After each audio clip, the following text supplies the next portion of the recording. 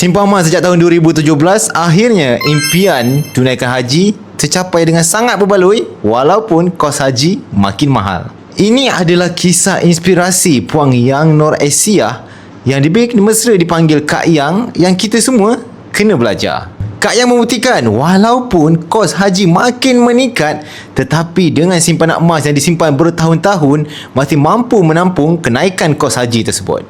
Sebab tu saya selalu pesan, jangan simpan duit semata-mata. Emas ni makin lama makin bernilai. Bila tiba masa dipanggil nanti, anda dah ada dana yang cukup untuk bayar kos haji yang makin mahal. Nak mula menabung, anda tak perlu tunggu ada modal yang besar. Anda boleh menabung sikit-sikit dengan akaun emas Gap di Public Gold.